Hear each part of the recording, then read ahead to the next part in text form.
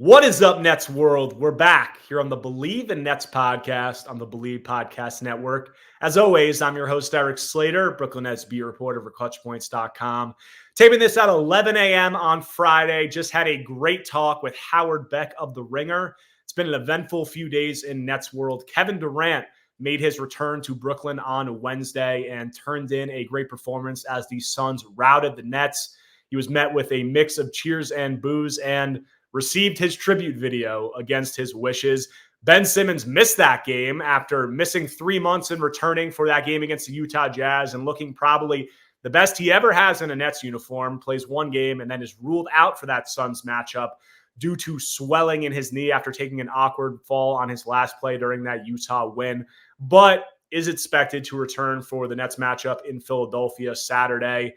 And the most important news, the most pressing news, the news that everybody's been talking about over these last few days is the Houston Rockets knocking on the door, calling the phone of Sean Marks, and offering back several of the Nets' draft picks from the James Harden trade in return for Mikal Bridges. And the Nets reportedly unwilling to enter negotiations and to even entertain the idea of moving Bridges. That was talked about. We talked about a lot of rumors surrounding the Nets with their veteran, Dorian Finney-Smith, Royce O'Neal, Spencer Dinwiddie, even Nick Claxton, moving up to less than a week away from the NBA trade deadline, which is next Thursday. We broke down all of it. Really good interview. Hope you guys enjoy it after the theme music.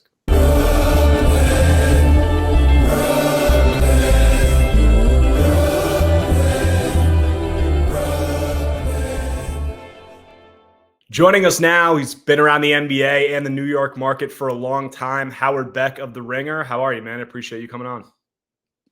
Good to be here, Eric. Good to see you. Happy Friday. You know, the Nets just came off, obviously, a game with a lot of storylines surrounding it with Kevin Durant's return for the first time since his trade at last year's deadline. Obviously, the Suns ran away with that one against a shorthanded Nets team, but you were there, I was there. General impressions of KD's return and how the feel of the night was overall.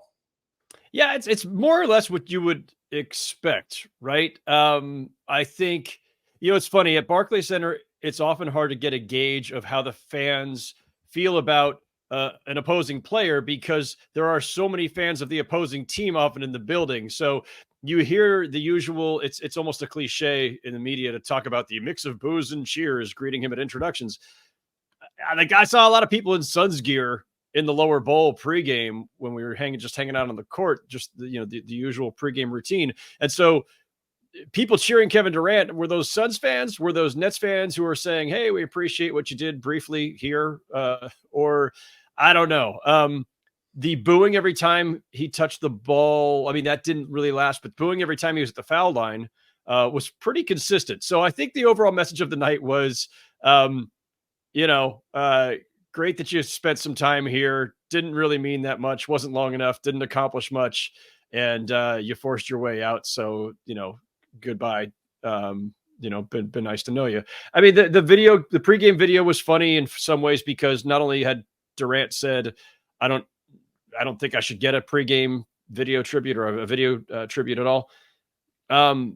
Which I agree. Like, I think that I appreciated his honesty on that. Like, yeah, he really didn't do much to earn that from the Nets, but it's obligatory these days in the NBA. Whether you were an all-star or the 15th man, everybody gets a video tribute. The funny thing about it, I thought, was it was about 30 seconds, so much, much shorter than the usual, especially for a player of Durant's caliber.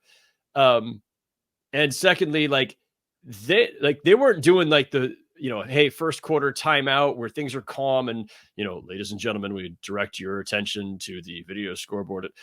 No, they just kind of like, oh, here it is. It's being rolled out before pregame intros. And then he's the first Sun introduced. So it went by very quickly. And it was kind of like, we're just going to get this out of the way, which again, I'm not saying that as criticism by any stretch. I'm just making the observation that was not the normal video tribute that I've seen. Usually it is, you wait for a break in the action sometime in the first half. Usually the PA guy gets on the mic, lets everybody know that this video is about to happen. In this case, you could have blinked and missed it.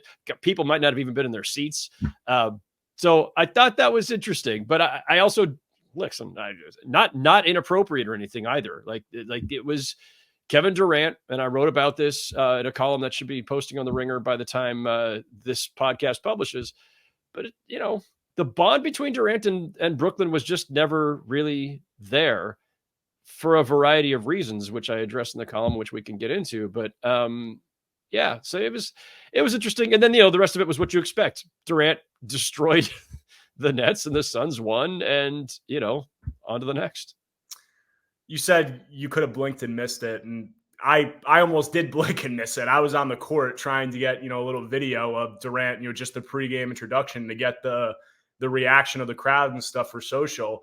And then I see on the big screen, I don't even hear an outro. I look up, I'm like, oh, we're doing this now. Okay. And I pretty much did miss it. So, I spoke on my pod before the game kind of about the participation trophy, tribute video culture of what's happening in the NBA. Like there were people saying that the Nets should give James Harden a tribute video last year. And if he's going to get a tribute video, you might as well give one to every player who's on the team. But, Durant, obviously a complicated exit, but, the net, it's almost like you're in a tough spot with that stuff because you don't want to be the team that doesn't give the guy the tribute video. And then you're seen as you don't appreciate the stars and whatever. So it's a weird ecosystem with that stuff. Obviously, Durant had a complicated exit. And, I think what the other thing you started with was on the money. I was on WFAN last night and they were asking me about, what was their crowd reaction like? And I'm like, he was cheered in pregame introduction, but I saw a lot of purple in the crowd. I mean, I don't think that those are Nets fans. This is a Nets team that obviously is not performing well this season and the intrigue is down. So whenever they play a big team, that's always been the case, but even more so this year. There's a lot of traveling fans. There's a lot of fans of other franchises infiltrating and didn't want to spend too much time on KD, but getting into the Nets this season, obviously 19-28, they're 6-18 over their last 24, down to 11th in the Eastern Conference, a team that has struggled with some injuries this year, but also is not crazy far off from maybe where you would have thought, but performing a little bit under expectations. How do you view this team relative to where your expectations were entering the season? I didn't have high expectations for them, but they have underwhelmed. They have underachieved. I don't think there's any getting around that. 19-28, so you're 9 games under 500. More, and you could call it 5 games. It's a 5-game swing, right? You win 4 or 5 more games, and you're right around that line. But I thought they would be a team that would win in the 38-41 range. They're not on pace for that. I don't think they're going to get to that. And I think more than that, they don't seem particularly competitive some nights, not consistently. Clearly this has been the case ever since they were forced to trade Kyrie Irving and Kevin Durant. They don't have a true number one option. I know Mikal Bridges kind of simulated being a number one option when he first arrived and played, that role as on a fill-in basis, even at times in Phoenix. And all respect to Mikal Bridges, a really, really nice player. But he's not your classic number one who you just give the ball to 100 times a game, 50 times a game, whatever, and say, go get us buckets, and especially in crunch time. And so without that guy, it is going to be difficult in late fourth quarters. All that said, they don't often look that fluid or organized. And I think the biggest gap between expectation and actuality for me about the team this season is, if nothing else, and they did pretty well in both of those trades last year at the deadline, you got a bunch of guys, Bridges, Cam Johnson, Dorian Finney-Smith. You already had Nick Claxton. You've got a bunch of players who individually are regarded as good to very, very good defensive players. If you have that many good defensive players, and they do, it defies all logic that they are this bad defensively. And so again, I did not expect this to be a top 6 team in the East. I thought they'd probably be in play-in range. And right now they're just out of play-in range, but I don't think they're showing any signs that they're going to make it. They're ultimately going to, I think, be just a straight up lottery team that doesn't even get to the play-in. That's my gut right now on February 2nd. And if that's the case, then yes, I'll consider them to have underachieved. Now, does it make that big of a difference whether you in the play-in or missed it? Eye of the beholder stuff. But I think they have underachieved. I think this season has been a disappointment. And I think that goes all the way up to the top too, because frankly, the other thing I thought coming into this season actually going into last offseason was, okay, you made two pretty good trades under extreme duress. And you got good players, and you got all these picks and everything else. But this is not the way you would have designed a team from scratch. You would not have chosen to put together Royce O'Neal and Dorian Finney-Smith and Mikal Bridges and like this. They've got a lot of duplication or overlap. They have not done anything to unravel that yet. Maybe they will by the time you and I finish recording today, Eric. Maybe they will by the time the Thursday deadline comes next week. But like, what are you waiting for? This is not a logical team. And I'm a little puzzled as to why it's taken them so long to kind of sort it out and start reshuffling the deck and figuring out what your future identity truly looks like. Yeah, that's fair. And I'd say just when evaluating this team, and I agree with you that they've underachieved relative to what my expectations were. I think the over-under win total was like 37.5 entering the season. I thought that was pretty on the money as to where you'd expect them to end. And like you said, a lot of duplicated pieces on this team. It's tough to project them because I've said it, continuously. They're a team that obviously is lacking that number one option, but they're deep in NBA, rotation players, guys who can make an impact. But with that has come the lack of a pecking order, the lack of a go-to guy, the lack of knowing what each guy's role is on the team. It seems like any given night, like you could have somebody who comes in and is the top guy on this team, but that hasn't led to a lot of success. Now, it's obviously led to the fourth quarter implosions. They're the worst fourth quarter team in the NBA over the last month plus. And then it also gets into a conversation of, like you said, how are they sorting this out? What are they prioritizing? Are they trying to move forward and continue to stay competitive at all costs, or are they prioritizing development? Cam Thomas has been a guy who's been central to that conversation, and it seems like his role, it's gotten more featured and consistent this season, but as it has been since he came into the league 2 years ago or 3 years ago now, there's a lot of inconsistencies there. There's a lot of mixed signals about whether they're prioritizing his development, whether prioritizing him as a core piece of this, or whether, staying competitive and winning. And, it gets to a conversation of where do the Nets go from here? And the two paths that they really have both center on Mikal Bridges. They can move forward with Mikal Bridges and look to build a contender using the picks they got from the Durant and the Irving trades, or they could trade Bridges and go into a little bit more of a full rebuild. And that scenario didn't seem plausible because obviously they didn't have control of their own draft picks, and people worried about them, having a repeat of the Boston Paul Pierce, Kevin Garnett trade. But now the Houston Rockets reportedly have come calling. Michael Scotto of Hoops Hype came out with a report, friend of the pod, and said that the Rockets were prepared to offer the Nets several of their picks from the James Harden trade back in return for Mikal Bridges. And Mark Stein even reported that they were willing to include Jalen Green in that package. The caveat is the Nets weren't willing to play ball, and they weren't willing to entertain those negotiations. So, what is your reaction when you see that Houston is willing to offer back several of those picks and even a player like Jalen Green, and Brooklyn is reportedly unwilling to entertain it? Yeah. I mean, I had heard a version of that basic construction as well. The idea that the Nets could have gotten most, I don't know if maybe even all of their picks back by trading Bridges to Houston.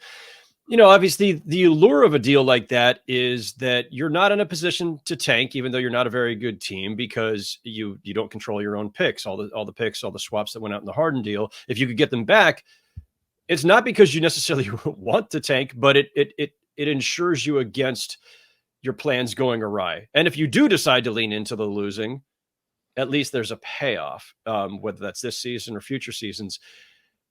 I think you have to pull back on this to the bigger issue, which is, do you want to trade Mikal Bridges in the first place?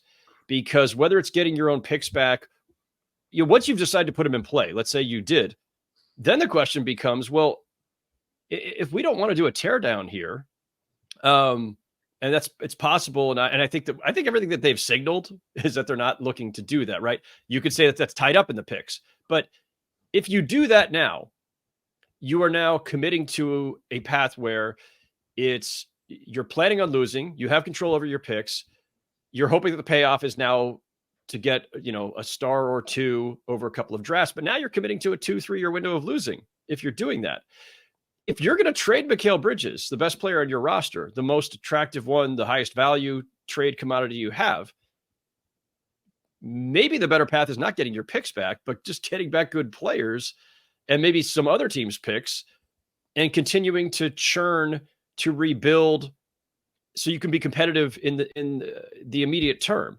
Like, the second you decide to trade him for your own picks back, you have basically said we're going to lose for multiple seasons. And like I say, I don't think they have the appetite for that, which is why all the signaling has been that they're not even entertaining trading Bridges, that he's off the table. Now, I will just say, I'm very skeptical of how strongly that's been disseminated. I don't believe, for most teams, it's very rare that anything's off the table, right? Like, if you're the 76ers, yeah, Joel Embiid and Tyrese Maxey are not being offered in trade talks, right? Like, they're off the table.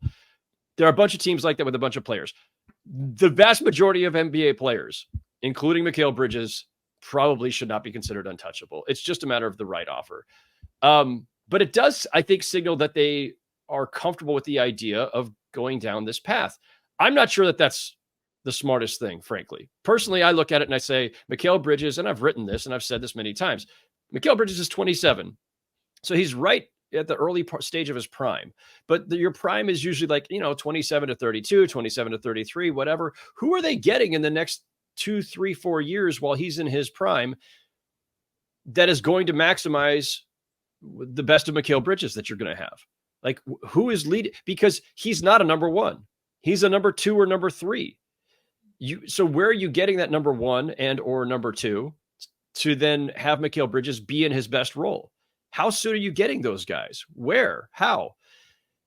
And if you don't have the answer to those questions, I think the wiser path is get everything you can for Mikal Bridges. Maybe that's your old picks back from Houston, or maybe it's a much better package from some other team that has good young players to offer. I've thrown out fake trade suggestions. I'm not a big fake trades guy, but I've done a few of these.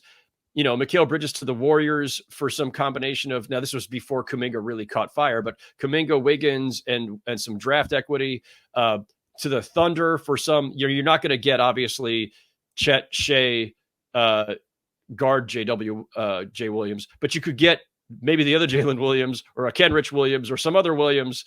And the Thunder have like 8 billion picks. Like, if you want draft equity, like, you could get players and draft equity, young players. So, like, there are ways to do this that I think makes sense. And again, like, I think Sean Marks is really smart and generally has done a very good job as GM, sometimes under very difficult circumstances, some of those self-inflicted by the Nets. But because I have that respect for him, I don't buy the idea that he would never trade Mikal Bridges, unless that's a Joe Tsai thing. If ownership said no way, no how, and your hands are tied, that's one thing. But Sean Marks knows how this league works much better than you and I do, and I cannot imagine that Mikal Bridges is somehow untouchable. They just don't have a path forward, not an obvious one in any case, with him.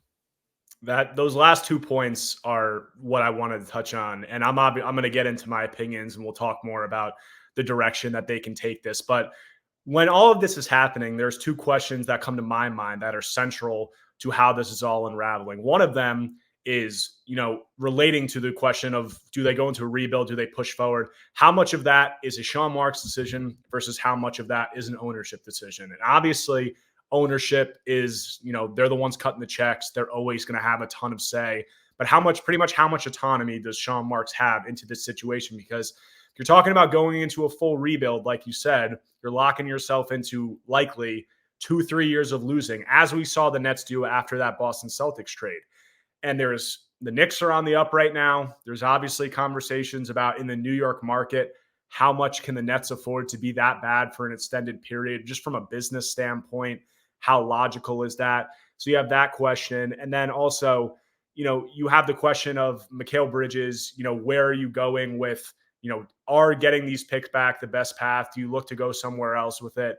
And you look around the NBA and, there's a lot of teams that hold on to this hope that they're going to be good, and they hit the reset button a little too late. Whether you look at a team like the Washington Wizards, I guess, a little bit the Chicago Bulls now with DeRozan and signing Levine to that long-term extension. You look at the Toronto Raptors with some of the guys they had, Fred VanVleet, obviously they got returns for Anunoby and Siakam, but they held on to those guys for long and are kind of doing something down the middle now. So that's kind of the worst version of how this could end up, is you hold on to these guys too long, you get back, 50 cents on the dollar, and then you're in a really tough position. What I've said is that Mikal Bridges, he has 2 years left on his contract after this season at a very reasonable number, $24 million per year, one of the better value deals in the league. So the Nets don't seem like they're in a rush to make a decision on him. They seem, you said, who's that number one guy that they're getting? It's outside of maybe Donovan Mitchell, who's been linked to them for a long time now and obviously isn't available right now, but is entering the final year of his contract and has been unwilling to sign an extension with Cleveland up to this point, is a New York native, has well-documented interest in coming back to play here. That seems like that could be the path that they're looking to wait and see on. Outside of that, it's, whatever guess of star, you don't know who's going to become available. But the risk you run with that is, if you wait till this time next year to see if Donovan Mitchell becomes available and he ultimately isn't, or he ultimately doesn't want to come here, and then those Houston picks are off the table, then you run the risk of, kind of passing up that opportunity and having nothing to show for it. So, how realistic do you see that scenario? And do you think that the Nets are a team that potentially could be putting a lot of their eggs in that basket of kind of using this as a wait and see period over the next year and thinking that they'll still have the potential to pivot back to those trade talks in the coming year? Yeah, I don't think you approach this being worried about, well, if we don't do this now, we might lose the opportunity to, do the Houston deal with getting our picks. But like, if you missed the window for that, if the Rockets moved some other direction, like Mikal Bridges is still going to be really valuable for all the obvious reasons. Like, they don't have to, when I say I believe that they should actually consider trading him, or actually probably should just trade him, period, I don't necessarily mean by the Thursday trade deadline. Do it at the draft, do it in the summer, whatever. Like, there's no urgency of trading Mikal Bridges yet. So it's not that. They will find a great return whenever they decide to do that, if they decide to do that. I think the bigger issue right now is this: you want to be able to go get a true number one, or a couple more all-stars, whatever. Maybe you do the ensemble approach. You don't have any true number one, but you get 3 all-star caliber players or whatever. Okay, who are those guys and how are you getting them? And so I think if you were to have this conversation last summer, what's the Nets' path forward? Well, maybe they hang on to Mikal Bridges, use all the Suns' draft equity and some other players, blah, blah, blah.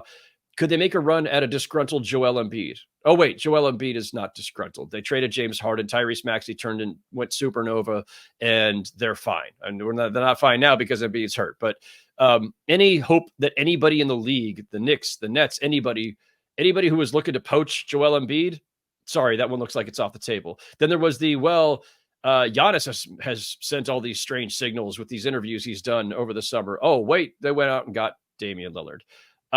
Now, that could all still crash and burn in Milwaukee. It's been kind of a wonky season, to say the least.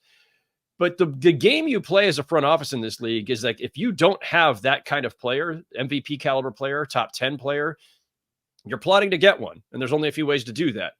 And a team like the Nets, in a big market and with a ton of draft equity sitting there, pile of picks waiting to be traded for the right guy.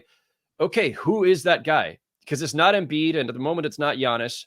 You mentioned Donovan Mitchell. Yes, we've heard for years that Donovan Mitchell would like to play in the New York market, probably for the Knicks, not the Nets. But what the heck? If you can't get to the Knicks, the Nets is a pretty good landing spot. I don't think that Donovan Mitchell and Jalen Brunson make much more sense together than Donovan Mitchell and Darius Garland. And I haven't really been a big fan of that pairing either. If he's eventually in play. So I had this conversation with somebody back in December, executive with another team. And I was just kind of like workshopping this. I'm like, if there's a Donovan Mitchell trade to be had, can the Nets get him, with what they've got? And I said, and I was basically indicating like the draft equity that they have. Right. And they're like, no, the first thing that Kobe Altman's going to do is ask for Mikal Bridges. Like, they're going to want Bridges between Darius Garland and Evan Mobley and Jarrett Allen, assuming he's still there as well. And so that's okay. So, that's fine. Then if you're Sean Marks, you say, no, Mikal Bridges isn't on the table. I'll send you Cam Johnson, or, Johnson plus these other players plus picks, whatever. Who knows how this gets structured, but you want Donovan Mitchell to be in Brooklyn with Mikal Bridges and probably Nick Claxton. And if you could, really, if you had your way, you'd like to have Cam Johnson there too, but that's not how the world works. You've got to give up something of value. And the Cavaliers aren't just going to give up Donovan Mitchell for, Cam Thomas and some picks. It's not happening. So I don't know how realistic that path is either. Also, by the way, best case scenario, you acquire Donovan Mitchell without giving up Mikal Bridges. How good is a team of Donovan Mitchell, Mikal Bridges, Nick Claxton, as your core? Are you breaking through that group up at the top of the East right now? I don't think so. So where has that gotten you? That's the difficulty right now for them. They're more than one move away. They are several moves away. And, if they, remain patient as they have been so far, maybe to a fault, Ben Simmons becomes an expiring contract this summer. And with all due respect to Ben Simmons, and look, I like any decent human being, I always hope for the best for all these guys. Maybe he'll turn it around. Maybe he'll find that all NBA player and defensive player of the year candidate who was once there. But it doesn't look that way right now. And so I think you have to look at Ben Simmons right now as simply an expiring contract, which he will be this summer. And if you can move him to some team that's trying to get off of long-term money, you're probably going to have to send picks out as well to do it. I don't know. Maybe there's a deal involving him eventually, but there are no easy fixes right now. You talk about them being more than one move away, and that's the point that is really important when you talk about them not going the route of trading Mikal Bridges, because it's not, they're not going to trade Mikal Bridges. They want to move forward with him. Then it comes to, okay, you got to find the star.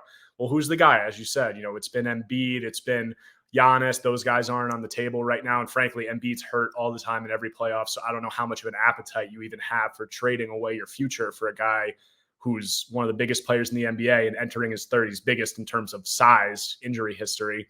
So then it's okay. It's Donovan Mitchell, New York guy, has been linked to the Nets. Him and Mikal Bridges appear to have some kind of relationship. But then there's still another move away, as you said. And how far are you're going from, it's a big swing from either going from trading for our picks back or something else from Mikal Bridges. So having all of that, plus the stuff that you have from the Kevin Durant and Kyrie Irving trades, plus potential other moves, you go from having all that stuff to having Mikal Bridges and Donovan Mitchell and having most of your draft equity gone. So we're talking about, like, in a regular game, this is the equivalent of like a 5 or a 6 point swing on a play. Like, this is a big difference for them in terms of where they're going moving forward. So that's the interesting conversation of where this is going, of the Nets holding out this hope.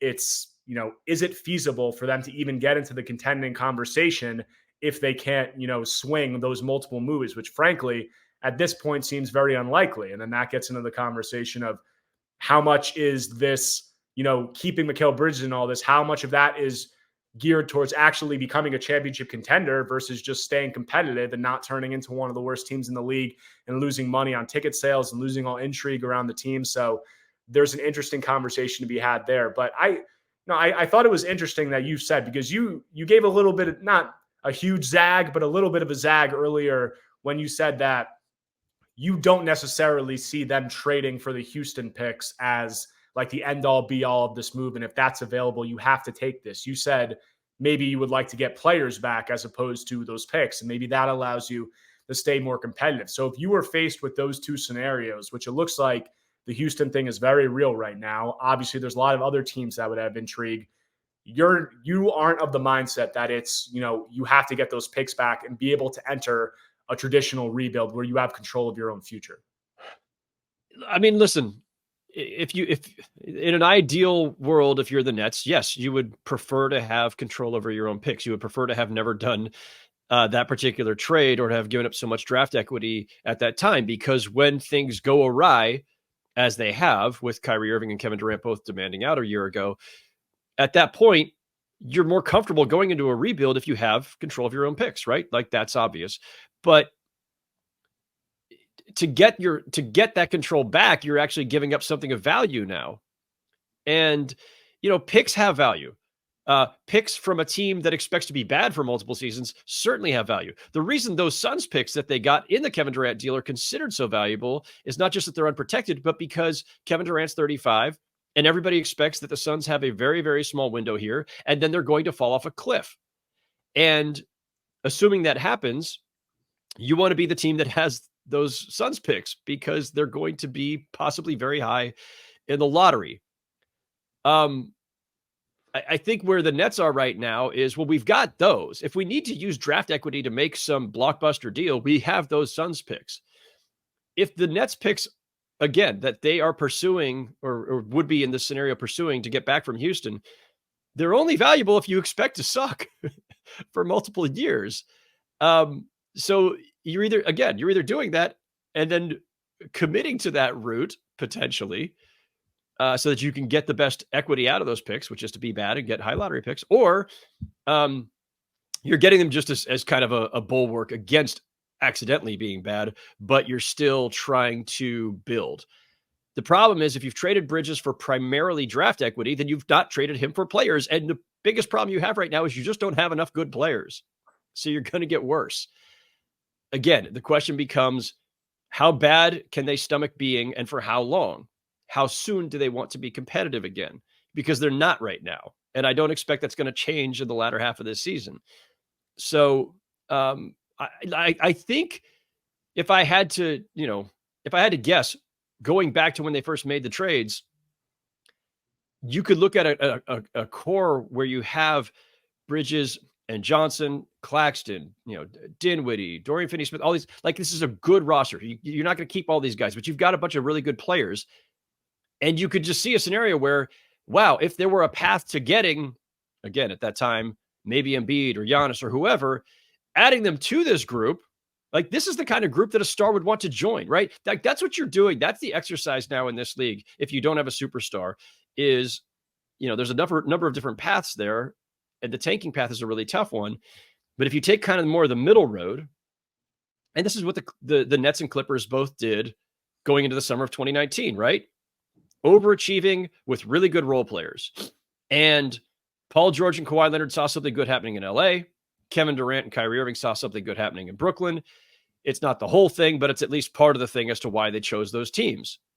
It seems like that's kind of like, this is a higher level version of that the Nets are trying to pull off. Is that if you already have Bridges and Johnson and whoever, you're more attractive for a superstar because, hey, those are guys I'd like to play with. Those are good teammates. Those are good players. The problem is, I don't know how you're getting that guy.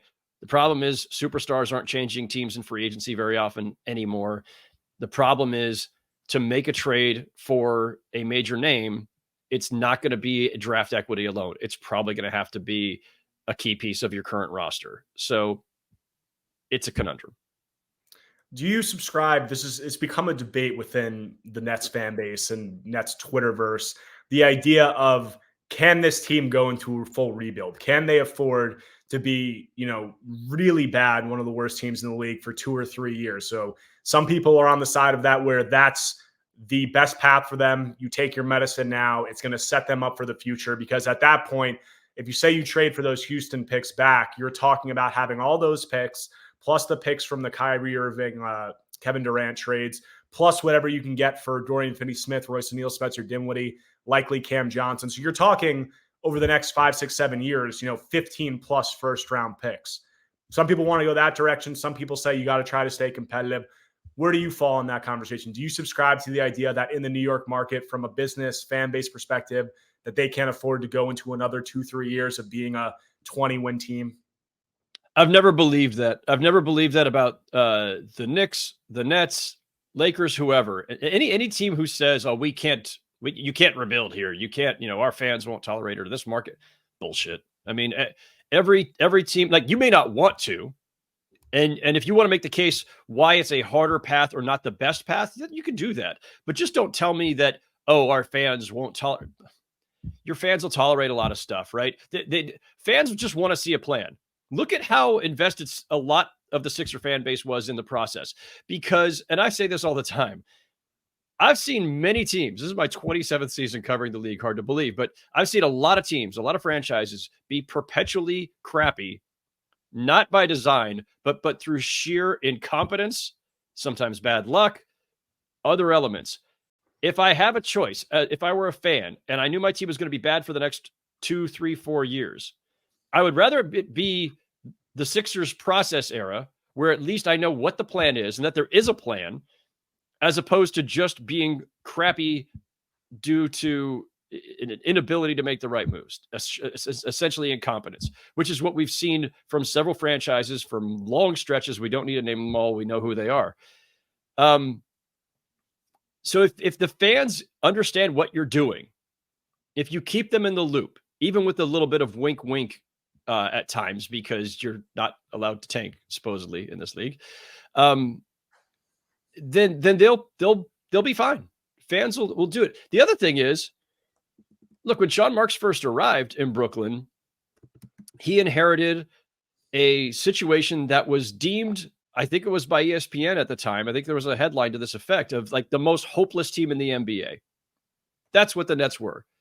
And in short order, history, or in NBA history. And there was a decent case to be made that was true. But Sean Marks, to his credit, and Kenny Atkinson, to his credit, they find a bunch of diamonds in the rough. They take some swings. They take some risks. They get some reclamation projects, and they get this team to overachieve. I mean, listen, you tell me, because I view this through a different lens. But in the 10 years, 11 years now, 11th season that the Nets have been in Brooklyn, if I had to guess, Nets fans, feel free to disagree with me. If I had to guess, the team that was probably the most enjoyable, there's been like 4 or 5 different versions of the Nets since they got to Brooklyn. Wasn't the one that was most enjoyable the Kenny Atkinson coached Spencer Dinwiddie, Joe Harris, D'Angelo Russell, Jared Allen, Karis LeVert group? Like, wasn't that the most fun Nets fans probably have had, as opposed to the manufactured fake big three of Darren Williams, Joe Johnson, and Brook Lopez, or the microwaved attempt to then graft on Pierce and Garnett, or the microwaved Kevin Durant, Kyrie Irving thing, which again, there's a bunch of other stuff that happened there. We haven't gotten into it, but like, and it's in my column, which is now up on theringer.com. But just like Kevin Durant arrived with a torn Achilles that was going to take a year to rehab. So he arrived without any of the ability to immediately bond with the fans or generate any excitement, because he had to rehab for a year. And then he starts playing, and then COVID hits. And then we have a vaccine mandate, and Kyrie's not playing. And then they get James Harden, they already had James Harden, but they get James Harden. James Harden gets pissed off that Kyrie's never playing because he won't take the vaccine. And all this other stuff unfolds and unravels and gets very, very messy. In a different timeline where there is no pandemic, or where Kevin Durant chose the Nets while fully healthy instead of having to take a full year to rehab from an Achilles surgery, it may go much differently. And maybe that era would have been more enjoyable. I've written many times, including again in my piece today on The Ringer, Kevin Durant's the greatest player in Nets history. He may not have had the most impact in Nets history while on the Nets, but he's the greatest player ever to put on a Nets jersey, period. It's not close. But he never got, and Nets fans never got the benefit of that because of circumstance, because of a lot of things. Anyway, point being, yeah, you can rebuild. You can rebuild if you do it the way that they did it the first time. If Sean Marks could, many people have said this, like this version of the Nets right now is kind of like the more talented version of what he created the first time when Sean Marks first arrived. So if you're a team that is really competitive, gets some exciting wins now and then, expectations are low or reasonable, fans will put up with a rebuild. Just give them the right version of a rebuild, or give them something and give them a sense of where you're headed with it, so that they're not sitting there going like, wait, what are we doing? Is Ben Simmons a core player, or is he just a trade asset as an expiring contract? Is Mikal Bridges actually here for the long haul, or are we flipping him for younger players? What is the direction? And I think it's a very fair question to ask Sean Marks if he were actually available right now. And he's never going to say it anyway, because that's not the way he rolls. But I don't think it's clear what the Nets' direction is right now. I don't think they have a clear agenda at all. They may have one, but they have not conveyed any sense of it to the fan base. And, I always will fall on the side of be as transparent as you can be with your fans. you're not going to give away the store, but occasionally let them in on whether this is a short-term rebuild, a long-term rebuild, how you're viewing the situation. Like, give them something, and they will put up with a lot more losing if they understand the process. Small P process. We hit on the rebuild, no rebuild. Then you just touched on, isn't the 18-19 team the most fun team since the Nets have come to Brooklyn, which is, you're hitting all the debate points of Nets Twitter and the Nets fan base, because that versus the KD Kyrie era that's always been a conversation. And I've always said that, for a team like the Nets that historically doesn't have championship expectations, and this is true for a lot of sports teams, it's kind of expectations over results is kind of the formula for how Nets fans feel, or how any fan feels about that. Like that, the expectations for that 18-19 team were relatively low and they overachieved. So people were happy. But, just talking about the direction that they're ultimately going to go from here, I'm of the belief that this is a guy in Sean Marks. If we're talking about, can the Nets rebuild, and is that a viable path? This is a guy in Sean Marks who, like you said, took over one of the most desolate situations in NBA history, frankly. He built that up to a point where it was attractive enough for Kevin Durant and Kyrie Irving to come. And now you could say, how often is a Kevin Durant and a Kyrie Irving going to be available, and things along those lines? That was a huge part of it, whatever.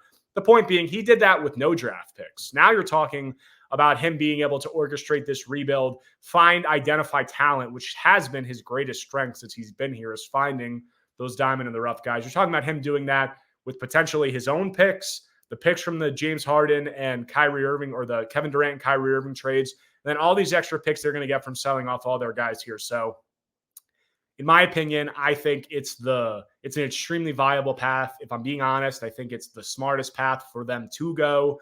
And I think, like you said, they haven't conveyed a plan or a direction, but we're getting to the point where they're not going to be able to push this back any further. And a lot of that is tied to Mikal Bridges and his contract.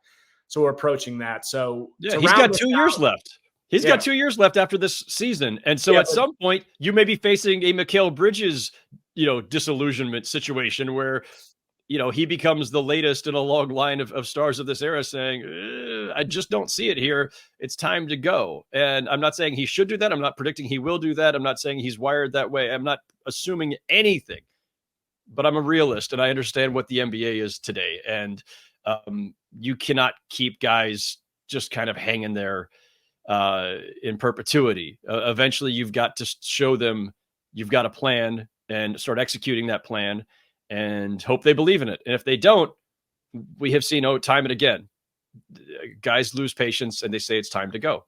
And that's the risk of waiting too long. To round this out, you said, I want you to put your GM hat on. You said you're not a trade machine guy, but you're at the Ringer now and you're hanging out with Bill Simmons on his pods. You have to be somewhat of a trade machine guy now, or at least being used to being around the idea. You put your GM hat on, or your prediction hat. Where do you think the Nets go at this trade deadline? Whether that's relating to Mikal Bridges in this Houston situation, or even, not even past this trade deadline in the next year where they really have to make a decision on Mikal Bridges, on the guys they have now. If you're able to give that, a quick prediction, where would you see them going? Yeah, I mean, listen, I'll be shocked if they don't do something, right? They've got guys on expiring contracts. They've got a bunch of players who are much more valuable to contending teams than they are to the Nets. If all of Royce O'Neal, Dorian Finney-Smith, Spencer Dinwiddie, Nick Claxton, you could probably throw others in there. If all these guys are still on the roster when the trade deadline passes, I'll be kind of shocked and I'll wonder what went wrong, because I cannot imagine. People will be picketing outside of Barclays Center probably. So you got that. Like those are obvious things, right? Like something, it's time, it's been almost a year since they made the trades of trading away Kyrie Irving and Kevin Durant. And you've had all this time to evaluate whether these pieces make sense together. It was obvious, even at the time, like there's all these redundancies. So what's taking so long? So yeah, I'll be stunned if at least one or two players haven't been sent out the door by Thursday. I do not expect a Mikal Bridges trade. I do not expect that. However, I will emphasize once again, as I did at the top, I think it's ridiculous to say that he's untouchable. I don't think the Nets should take that stance. And I don't actually believe that is their stance. I'm not saying that off of intel. This is not a report. This is not sources. This is not anything. This is just logic telling me that somebody as smart as I think Sean Marks is about this league and the way that you build in this league, nobody is off the table unless it's prime Steph Curry, prime LeBron James. Yeah. So if suddenly Mikal Bridges trade, materializes at the 11th hour, I'm not going to be shocked. I won't. I think it's the smart play. I think it's probably the advisable play if you can get the kind of return that sets you up for a better rebuild on a timeline that makes more sense. Because again, unless you can, somebody's falling into your arms out of the blue, a top 10 type player, I don't see what Mikal Bridges' value is to you at this stage of his career. So yeah, I'll be very curious to see what happens. And listen, Sean Marks has made some moves that were completely under or off the radar before. He like the franchise he came from, the Spurs, true Spurs disciple. He does things in the shadows. And so you don't know what's happening until it's already done. Last parting thought, you just said, no, there's probably 8 guys in this league that are untouchable. And I think this is a good parting thought in a episode where we focused a lot on Mikal Bridges in this Houston situation. The Nets are unwilling reportedly to enter negotiations. I've wondered how much of that is posturing. You want to put up a good, stance for your top player. But, if the Nets are willing to enter these negotiations, they're not advertising that. And that's not something that they want out there. So there, like you said, this could be going on to the last minute. Sean Marks is a smart guy. He understands how the PR game works. And a lot of the reports coming out, I think you need to read between the lines with that stuff. So really appreciate you for coming on, everybody. Check out, Howard, you said you have a column on Kevin Durant coming out. Tell everybody where they can find that. Yeah, that is at theringer.com. It is up right now, and I will probably be tweeting it shortly from my Twitter account, which is just at Howard Beck. I think it's already been posted by the Ringer's main account too. But yeah, go check that out, and you can catch me every Monday on the Real Ones podcast with Logan Murdoch and Raja Bell. Appreciate you, man. Thanks for coming on. Hopefully we can talk some more Nets with you soon and sift through how this sorts out, and I look forward to seeing you at Barclays Center. My pleasure, Eric. Thanks. That does it for this episode of Believe in Nets on the Believe Podcast Network, your one-stop shop for everything happening across the sports and entertainment world. Hope you guys really enjoyed the interview with Howard, a guy who's been around the block, a veteran of the NBA reporting world, and has some really great insight into how things go down. So it was great to have him on the show. If you guys enjoyed the pod, please subscribe to all streaming platforms, Apple Podcasts, Spotify, YouTube. Smash the like button. Leave a 5-star review if you can. That really goes a long way. I'm your host, Erik Slater, Brooklyn Nets beat reporter for ClutchPoints.com. You can find all of my work on ClutchPoints.com. Also, follow me on Twitter at @ErikSlater_ for constant news, updates, analysis on everything Nets. Traveling down I-95 tonight. Nets got a matchup in Philadelphia tomorrow. Ben Simmons returning to his old stomping grounds yet again. Nets got that game, then returning to finish a homestand, and then we got the trade deadline coming up. So a lot of news, a lot of rumors, a lot of things to talk about in Nets world. I'll have it all for you and more in the coming weeks on Believe in Nets. Talk to you guys soon.